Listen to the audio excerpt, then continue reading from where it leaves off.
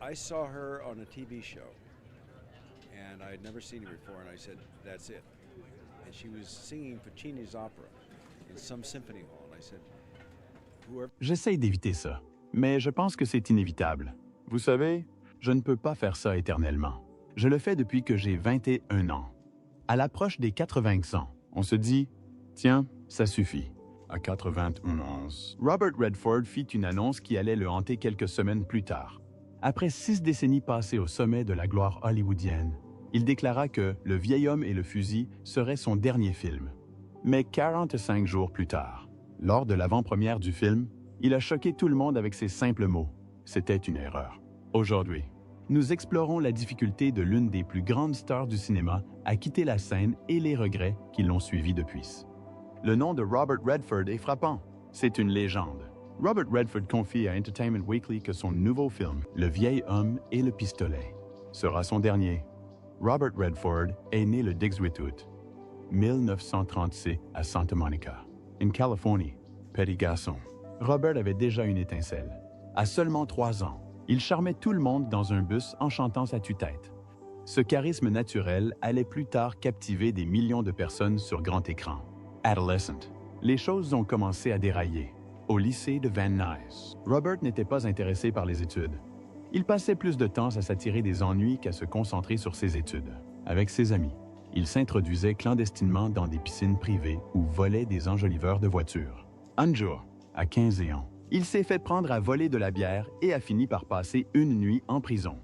Ses frasques étaient amusantes à l'époque, mais lui valurent aussi bien des ennuis. Robert essaya également différents métiers pour gagner sa vie, mais la plupart furent de courte durée. Il travailla comme concierge dans un supermarché, mais fut licencié après avoir accidentellement brisé une caisse entière de bouteilles de lait en verre. Plus tard, alors qu'il travaillait dans une raffinerie de pétrole, il faillit tomber dans une cuve de goudron en ébullition. L'un de ses travaux les plus étranges consistait à remonter les quilles d'un bowling, à l'époque où cela devait être fait à la main. C'était un travail difficile, mais cela l'aidait à rester en forme, ce qui allait plus tard faire partie de son attrait en tant qu'acteur. À 18 ans, Robert partit d'un road trip avec des amis à Tijuana, au Mexique. Les choses dégénérèrent rapidement. Il se réveilla dans une prison mexicaine sans aucun souvenir de ce qui s'était passé et sans aucune trace de sa voiture. Son père a dû le renflouer et, pour le rembourser, Robert a dû vendre sa collection de disques préférés. Ce moment a été un déclic. Il a compris qu'il devait changer de direction. Mais la vie lui réservait d'autres défis. Peu de temps après, la mère de Robert, Martha, mourut subitement d'une infection sanguine. Elle n'avait que 41 ans. Sa mort le toucha profondément. Elle avait toujours été son plus grand soutien, encourageant ses rêves créatifs quand d'autres voulaient qu'il choisisse une carrière stable. Sans elle, Robert se sentait perdu. Il se tourna vers l'alcool, buvant beaucoup pour surmonter la douleur. Durant cette période sombre, il a failli gâcher son avenir. Robert étudiait à l'Université du Colorado grâce à une bourse de baseball, mais son alcoolisme lui a causé des problèmes. Lors d'un match important, il a lancé de manière catastrophique à cause d'une gueule de bois et les recruteurs qui l'observaient se sont désintéressés de lui. Il perdit finalement sa bourse et dut abandonner ses études. Ce fut un coup dur. Mais cela le poussa aussi à chercher une nouvelle voie. En 1956, Robert décida de prendre un risque important. Avec seulement 500 $ et un carnet de croquis, il partit en Europe pour explorer l'art et se trouver. Il vivait modestement à Paris, dessinant et s'imprégnant de l'énergie de la ville. Un jour, il rencontra Pablo Picasso dans un café, et le célèbre artiste lui prodigua ses conseils. Ne dessinez pas seulement ce que vous voyez, dessinez ce que vous ressentez. Ces mots sont restés gravés dans la mémoire de Robert et ont façonné sa façon d'aborder l'art et le théâtre. Son voyage l'a conduit à Florence, où il a étudié l'art de la Renaissance et passé des heures à esquisser le David de Michel-Ange. La beauté de la sculpture l'a émerveillé et a approfondi son amour pour la créativité. Mais tout ne s'est pas déroulé sans heurts. À Rome, il a été arrêté pour avoir dessiné dans la chapelle Sixtine, ce qui était interdit. Ce fut un nouveau affrontement avec l'autorité, mais cela n'entama pas sa passion. De retour aux États-Unis en 1957, Robert décida de se lancer dans le métier d'acteur.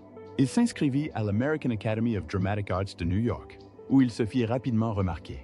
Son talent naturel et son travail acharné lui ont valu le prix d'interprétation le plus prestigieux de l'école. en 1959. Il a obtenu son premier petit rôle dans une pièce de Broadway intitulée Tall Story. Ce n'était pas un grand succès à l'époque, mais cela lui a donné un premier départ. Sa véritable percée eut lieu en 1963, lorsqu'il décrocha le rôle principal dans Pieds nus dans le parc, une comédie de Neil Simon. Le spectacle faillit ne pas avoir lieu, les producteurs voulant une star plus importante. Mais Simon crut en Redford. Dès sa première, la pièce connut un immense succès, avec plus de 500 représentations. La performance de Redford était si excellente que les gens ne cessaient de parler de lui. Soudain, il n'était plus un acteur en difficulté parmi tant d'autres. Il était une star. Parallèlement, Redford se lance dans le cinéma. Son premier film, War Hunt, est sorti en 1962. C'était un petit film de guerre à petit budget tourné en seulement 15 jours. Redford incarnait un soldat las de la violence et du chaos. Au départ, il refusait le rôle, trouvant le scénario trop violent, mais il changea d'avis après que certaines scènes eurent été adoucies. Le film n'avait pas un gros budget ni de grandes stars, mais les critiques l'adorèrent. Il a même remporté des prix. C'était la première fois qu'Hollywood s'intéressait sérieusement à Redford, même s'il n'était pas prêt à signer un contrat à long terme. Il voulait choisir ses rôles avec soin et garder le contrôle de sa carrière, même si c'était risqué. Parallèlement à sa carrière cinématographique, Redford apparaît également à la télévision. De 1960 à 1964, il joue dans plus de 20 séries. L'une de ses apparitions les plus mémorables est celle dans La quatrième dimension. Dans un épisode intitulé « Nothing in the Dark », il incarnait un jeune homme mystérieux qui pourrait bien être la mort elle-même. Son interprétation était si puissante qu'elle a marqué les spectateurs. Il est également apparu dans Les Incorruptibles, où il a interprété des rôles très différents dans 2 épisodes, l'un en criminel, l'autre en agent du FBI. Ses rôles à la télévision lui ont permis de démontrer sa polyvalence et d'accroître sa notoriété dans le milieu. En 1967, Redford a eu l'occasion d'incarner le même rôle dans la version cinématographique de Pieds nus dans le parc. Sa notoriété était déjà en hausse, mais le studio hésitait encore à lui confier un rôle. Redford jouait aux côtés de Jane Fonda, et leur alchimie a fait du film un succès. Il a rapporté plus de 19 millions de dollars, un succès considérable pour l'époque. Ce film a prouvé que Redford pouvait mener un film et l'a établi comme l'un des meilleurs acteurs principaux d'Hollywood. Mais le rôle qui a fait de Redford une superstar est arrivé en 1969, dans Butch Cassidy et le Kid. Il y incarnait le Kid, un hors-la-loi au charme et à l'esprit vif. Le plus surprenant, c'est que Redford n'était pas le premier choix pour ce rôle. De grandes stars comme Steve McQueen ont refusé, et les dirigeants du studio n'étaient pas convaincus par Redford. Ils le trouvaient trop jeune et pas assez célèbre. Mais Paul Newman, déjà choisi pour incarner Butch Cassidy, a cru en lui et a convaincu le studio de tenter sa chance. Le film, mélange d'humour, d'action et d'amitié, a séduit le public. Il est devenu le film le plus rentable de l'année et a fait de Redford une figure emblématique. Le succès de Butch Cassidy et le Kid n'a pas seulement rendu Redford célèbre, il a aussi transformé sa vie à bien d'autres égards. Avec l'argent gagné, il acheta une station de ski dans l'Utah et la rebaptisa Sundance. D'après son personnage dans le film, ce lieu devint plus tard le siège du festival du film de Sundance. Créé par Redford pour soutenir les cinéastes indépendants. Après Butch Cassidy et le Kid, Redford devint rapidement l'un des plus grands noms d'Hollywood. Au début des années 1970, il a joué dans des films à succès comme Jeremiah Johnson et The Candidate. Ces films ont révélé son talent et sa polyvalence. En 1974, il gagnait des salaires records, dont 500 $ pour son rôle dans Gatsby le Magnifique. À la même époque, il a également joué dans 2 de ses films les plus célèbres, Nos plus belles années et L'Arnaque, tous 2 sortis à quelques mois d'intervalle. Nos plus belles années était un drame romantique racontant l'amour entre 2 personnes très différentes. Redford y incarnait un écrivain nommé Hubble, qui tombe amoureux d'une militante passionnée interprétée par Barbara Streisand. Le film connut un franc succès et sa chanson, interprétée par Streisand, devint numéro 1, puis vint L'Arnaque, où Redford retrouva Paul Newman et le réalisateur George Roy Hill. Ces films, qui racontaient l'histoire de 2 escrocs qui menaient une vaste arnaque, étaient drôles, captivants et connut un succès fou. Le film a rapporté plus de 159 millions de dollars remporté 7 Oscars et a valu à Redford sa première et unique nomination aux Oscars pour son jeu d'acteur. Au milieu des années 1970, Redford était au sommet de sa gloire. De 1974 à 1976, il a été sacré meilleur star du box-office hollywoodien 3 années de suite. Durant cette période, il a joué dans Les 3 jours du Condor, un film d'espionnage palpitant, et dans Les Hommes du Président, qui retrace le scandale du Watergate. Les Hommes du Président n'a pas seulement été un succès. Il a été considéré comme un film important sur le journalisme et la vérité. Les films de Redford de cette période étaient non seulement divertissants, mais aussi significatifs, prouvant qu'il était bien plus qu'un beau gosse. L'une des principales raisons du succès de Redford réside dans ses collaborations étroites avec des réalisateurs comme Sidney Pollack et George Roy Hill. Pollack a collaboré avec lui sur 7 films, dont Nos plus belles années et Out of Africa. Ce dernier a remporté 7 Oscars et est devenu l'un des drames romantiques les plus appréciés de tous les temps. Avec Hill, Redford a réalisé des classiques comme Butch Cassidy, Le Kid at Larnac. Ces collaborations ont révélé le meilleur de Redford, lui permettant de créer certains de ses rôles les plus emblématiques. Bien que Redford n'ait été nommé qu'une seule fois aux Oscars pour son interprétation, il a remporté l'Oscar de la meilleure réalisation pour Des gens comme les autres en 1980 et a reçu un Lifetime Achievement Award en 2002. Si beaucoup estimaient que son jeu d'acteur méritait davantage de récompenses, Redford ne s'est jamais laissé définir par cela. Il s'est fait connaître pour ses choix de rôles intelligents, stimulants et significatifs. Ses personnages étaient souvent empreints d'une force tranquille et d'une intégrité morale, reflétant sa propre personnalité. Même en tant que l'une des plus grandes stars d'Hollywood, il se concentrait sur les histoires importantes. À la fin des années 1970, Redford n'était pas seulement une star, c'était une légende. Sonalua, son intelligence et sa profondeur d'esprit le distinguaient, que ce soit dans des thrillers, des romances ou des drames.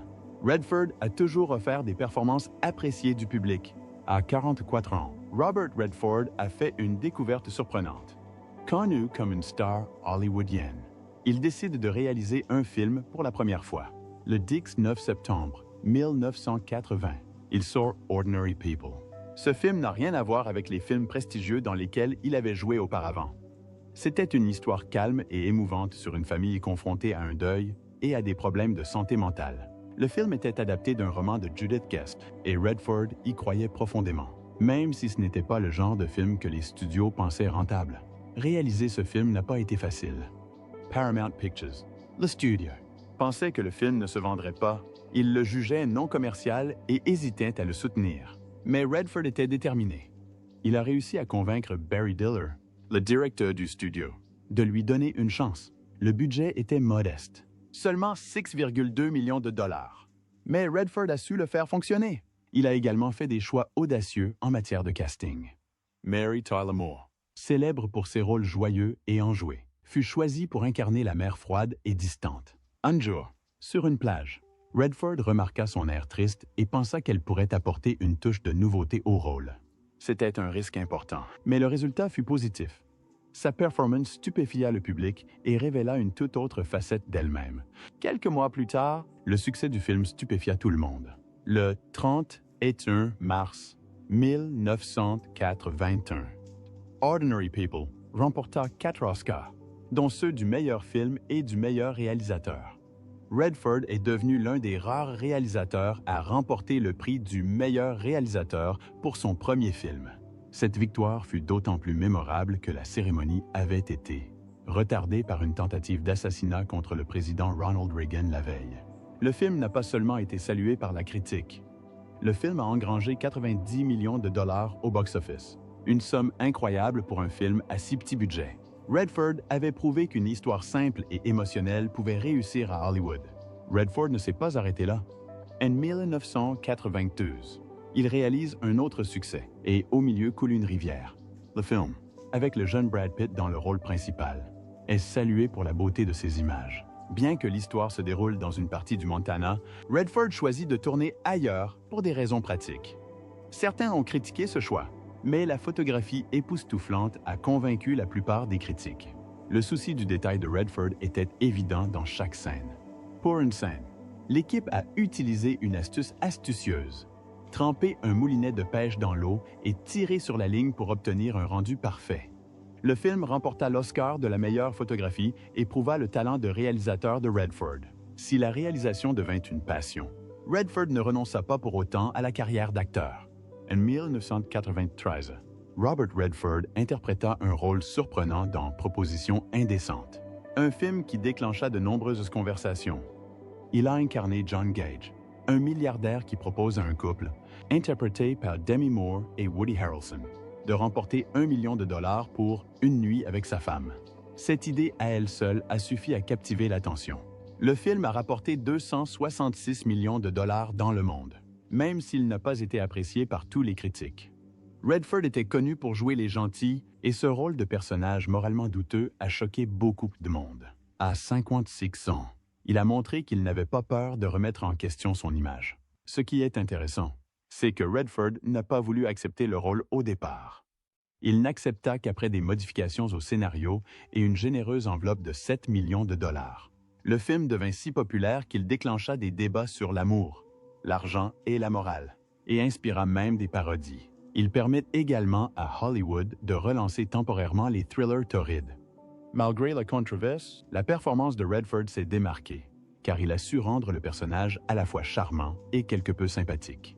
En 1998, Redford a réalisé et joué dans L'homme qui murmurait à l'oreille des chevaux, adapté d'un best-seller. C'était la première fois depuis Des gens comme les autres en 1980 qu'il jouait et réalisait dans le même film. C'était un projet colossal, coûtant $60 millions, une somme considérable pour une série dramatique à l'époque. Redford était très attentif à la qualité du tournage. Il a tourné dans des lieux réels du Montana, cherchant pendant des mois les ranchs parfaits. Pour se préparer à son rôle d'entraîneur de chevaux, il a travaillé avec Buck Brannaman, un véritable chuchoteur de chevaux, apprenant ainsi à communiquer avec eux avec douceur. Ce film a fait découvrir le cinéma à Scarlett Johansson, alors âgée de seulement 13 ans. L'homme qui murmurait à l'oreille des chevaux a engrangé 87 millions de dollars dans le monde et a marqué durablement le monde du cheval. Il a popularisé l'équitation naturelle et les méthodes d'entraînement plus douces. Les critiques ont salué Redford pour avoir su capturer la beauté et la tranquillité du Montana tout en rendant l'histoire émouvante et réfléchie. Le film a également stimulé le tourisme dans le Montana, les gens souhaitant découvrir la vie de ranch présentée dans le film. En 2002, Redford a reçu un Oscar d'honneur pour sa contribution au cinéma. Ce prix ne récompensait pas seulement son jeu d'acteur et sa mise en scène. Il récompensait également ses efforts en faveur des cinéastes indépendants par l'intermédiaire du Sundance Institute et du Festival du film. Barbra Streisand, sa partenaire dans Nos plus belles années, lui a remis le prix, créant un moment empreint de nostalgie. Lors de son discours, Redford a souligné l'importance de soutenir les nouveaux artistes et de leur donner une liberté de création. À cette époque, Redford s'était éloigné des grands films hollywoodiens pour se concentrer sur des projets plus modestes et porteurs de sens. Des films comme Quiz Show en 1994 et La légende de Bagger Vance en 2000 n'ont pas connu de succès fulgurant, mais ils ont été reconnus pour leur talent artistique. Ce prix a également été décerné alors que le Festival du film de Sundance célébrait son 20e anniversaire. Sea Festival, né en 1985, était devenu la vitrine incontournable du cinéma indépendant aux États-Unis, contribuant au lancement de la carrière de nombreux cinéastes et acteurs. En 2013, à 77 ans, Redford a interprété l'un de ses rôles les plus difficiles dans All Is Lost, un drame de survie sans dialogue avec un seul acteur, lui. Il y incarnait un marin tentant de survivre après que son bateau a été endommagé en mer. Le rôle était physiquement exigeant, et Redford réalisa lui-même la plupart de ses cascades, passant des heures dans des réservoirs d'eau et affrontant des conditions climatiques difficiles pendant le tournage. Les critiques le considérèrent comme l'une de ses meilleures performances, et il fut nommé aux Golden Globes. Cependant, les Oscars ne le reconnurent pas, ce qui en déplut à beaucoup. En 2014, Redford a créé la surprise en apparaissant dans Captain America, Le soldat de l'hiver, son premier film de super-héros. À 77 ans, il y incarnait Alexander Pierce, un haut gradé du SHIELD qui se révèle être le méchant. Le film a connu un succès phénoménal, engrangeant plus de 714 millions de dollars de recettes dans le monde. Les critiques ont adoré la façon dont le charisme de Redford rendait le méchant crédible et captivant. Le 6 août 2018, Robert Redford a créé la surprise à Hollywood. À 81 ans, il annonçait sa retraite d'acteur. Il a annoncé que Le vieil homme et le pistolet serait son dernier film. Cette nouvelle, révélée lors d'une interview avec Entertainment Weekly, a marqué la fin de près de 60 ans de carrière au cinéma. Les fans et l'industrie cinématographique ont été sous le choc. Personne ne l'avait vu venir. Le timing de l'annonce a ajouté à la surprise. C'était quelques semaines seulement avant la sortie du film, le 28 septembre 2018. Certains ont pensé que c'était une manière astucieuse d'attirer l'attention sur le film, mais que ce soit intentionnel ou non. La nouvelle s'est répandue partout et tout le monde a commencé à parler de la carrière et de l'héritage de Redford. L'annonce de sa retraite a suscité un élan d'amour et d'admiration. Acteurs, réalisateurs et fans lui ont rendu hommage, célébrant son incroyable impact sur l'industrie cinématographique. De grands noms comme Martin Scorsese, Meryl Streep et Steven Spielberg ont tous salué son talent, le qualifiant d'inspiration et de véritable légende. Seulement 45 jours après avoir annoncé sa retraite, Robert Redford a créé la surprise. Le 20 septembre 2018, lors de la première du film Le vieil homme et le fusil à New York, il a admis regretter d'avoir annoncé publiquement sa retraite. Il a déclaré, selon ses propres mots, « Je n'aurais jamais dû dire ça ». Il a expliqué que s'il voulait prendre sa retraite, il aurait dû le faire discrètement. À ce propos, il a déclaré, au lieu de se concentrer sur le film, tout le monde s'est concentré sur la fin de sa carrière.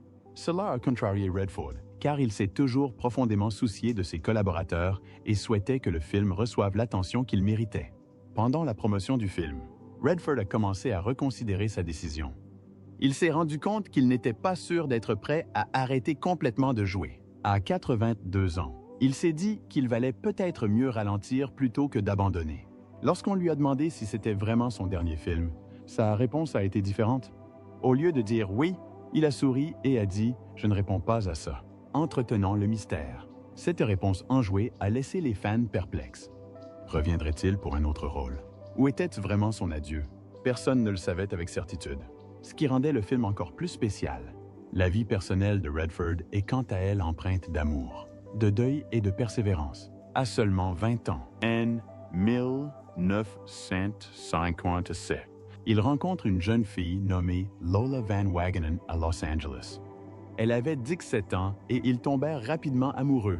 Ils n'attendirent pas longtemps pour officialiser leur union. Un an plus tard, le 9 août 1958, ils s'enfuirent dans l'Utah et se marièrent. Ce fut un début de vie jeune et passionné pour ce qui allait durer 27 ans de mariage. Mais leur bonheur fut de courte durée. En 1959, ils eurent leur premier enfant, un petit garçon prénommé Scott Anthony. Cela aurait dû être un moment de joie, mais la tragédie a frappé à peine 2 mois et demi plus tard. Leur petit garçon est décédé subitement d'une maladie appelée SMSN, syndrome de mort subite du nourrisson. Robert n'avait que 21 ans, et cette perte les a profondément touchés. Louis et Lola, ils avaient le cœur brisé. Et cela a laissé une cicatrice sur leur mariage qui ne guérirait jamais complètement. Malgré ce coup dur, ils n'ont pas abandonné. Au fil des ans, ils ont reconstruit leur famille. Ils eurent 3 autres enfants. Shauna en 1960, James en 1962 et Amy en 1970. Élever des enfants alors que la carrière de Robert décollait n'était pas chose facile. À la fin des années 1960, il était l'une des plus grandes stars d'Hollywood, jouant dans des films à succès comme Butch Cassidy et The Kid. Avec sa célébrité grandissante, leur vie privée devint plus difficile à protéger. Pour offrir un peu de paix à sa famille, Robert acheta un terrain dans l'Utah en 1969. Cet endroit devint leur refuge loin d'Hollywood. Ils l'appelèrent le Sundance Mountain Resort. Ce n'était pas seulement une maison, c'était l'endroit où Robert se connectait à la nature et où il apprenait à ses enfants à l'aimer aussi. Mais malgré ce havre de paix, leur mariage commença à se fissurer. La tragédie du début, combinée à la pression de la célébrité de Robert, eut des conséquences désastreuses. En 1985, après 27 ans de vie commune, Robert et Lola se séparèrent. Leur divorce fut prononcé la même année. Robert resta longtemps célibataire. il se concentra sur son travail et sur les choses qui lui tenaient à cœur, comme la protection de l'environnement. Puis, au milieu des années 1990, il rencontre Sibyl Sagers, une peintre allemande. Elle partage son amour pour la nature et la créativité. Ils prennent le temps de se connaître et vivent ensemble pendant des années avant de décider de se marier. En 2009, alors âgé de 72 ans, Robert et son épouse ont célébré un mariage intime à Hambourg, en Allemagne. Ce fut une cérémonie discrète et pleine de sens, qui reflétait leurs valeurs communes. Robert a toujours été proche de sa famille, et être père et grand-père est très important pour lui. Il a 7 petits-enfants et adore faire partie de leur vie. Mais la tragédie a de nouveau frappé en octobre 2020. Son fils James, qui avait suivi les traces de son père en tant que cinéaste, est décédé d'un cancer du foie à l'âge de 58 ans. Ce fut une nouvelle perte déchirante, mais Robert a toujours trouvé le moyen de continuer, quelles que soient les difficultés de la vie. Malgré les hauts et les bas, sa vie a été axée sur la fidélité à l'essentiel.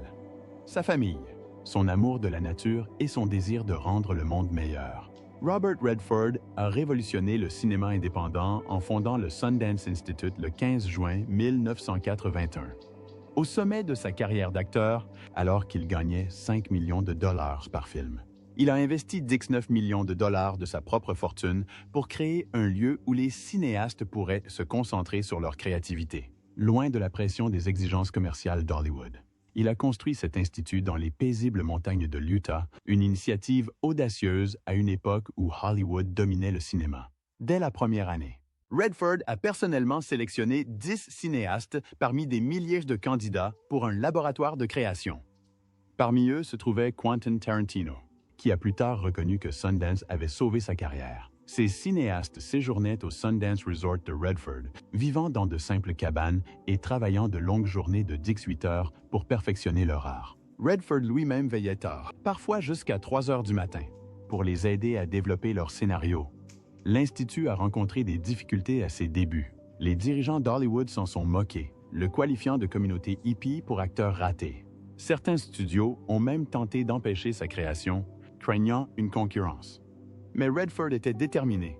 Il utilisa ses relations, sollicita les faveurs de ses amis et hypothéqua même sa maison pour maintenir l'Institut en activité pendant les périodes difficiles.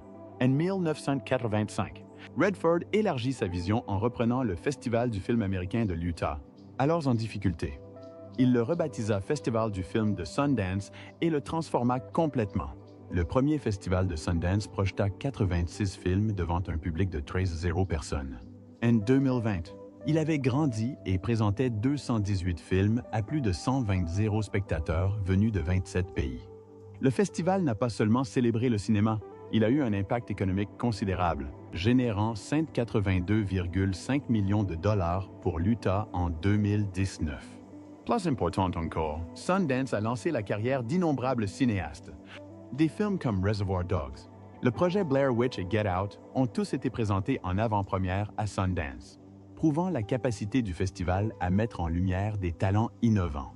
Pourtant, le processus de sélection est extrêmement compétitif. En 2020, seulement 1,4% des 15 films soumis ont été retenus, ce qui rend l'accès à Sundance plus difficile qu'à Harvard. Si le festival est au cœur de l'attention, le Sundance Institute œuvre tout au long de l'année pour soutenir les cinéastes. Depuis sa création, il a accompagné plus de 11 artistes grâce à des programmes comme le Screenwriters Lab, où près de la moitié des participants voient leur scénario transformé en film, un taux de réussite bien supérieur à la moyenne du secteur.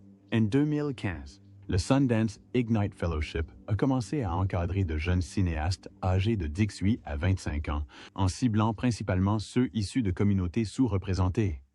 En 2019, Sundance a également lancé une plateforme en ligne, Sundance Co., proposant des cours de cinéma et des opportunités de réseautage à plus d'1 million d'utilisateurs dans 150 pays. L'accès à une formation cinématographique de qualité est ainsi devenu plus accessible que jamais. L'impact de Sundance sur le cinéma indépendant a été considérable. Avant, les films indépendants étaient considérés comme des œuvres de niche ou expérimentales. La situation a changé en 1989, lorsque Sex, Lies and Videotape a été présenté en avant-première à Sundance et a engrangé 36,7 millions de dollars pour un budget de 1,2 million de dollars. Cela a démontré que les films indépendants pouvaient être à la fois un succès artistique et financier. Les grands studios l'ont remarqué et ont commencé à créer des divisions indépendantes pour capitaliser sur les découvertes de Sundance.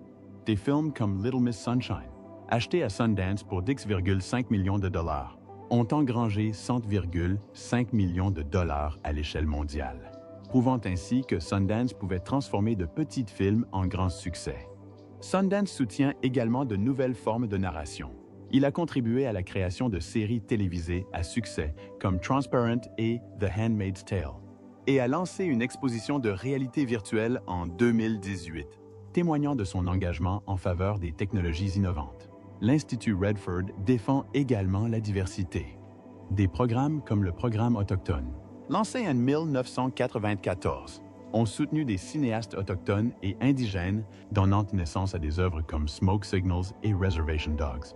L'initiative Femmes à Sundance a contribué à accroître la représentation féminine avec 46% des films en compétition en 2020 réalisés par des femmes. Un contraste frappant avec Hollywood où les femmes ne réalisent que 4% des films à succès. À 27 ans, Robert Redford reste déterminé à soutenir les nouvelles voies du cinéma. Même s'il a quitté la direction du festival en 2019, son influence perdure. Sundance octroie désormais 3 millions de dollars par an en subventions aux cinéastes émergents, en ciblant les groupes sous-représentés. De nombreux cinéastes ayant fait leur début à Sundance reviennent pour encadrer la nouvelle génération, créant ainsi un cycle de soutien qui assure la pérennité de l'héritage de Redford. Grâce à Sundance, il a construit un système durable qui a changé le cinéma à jamais.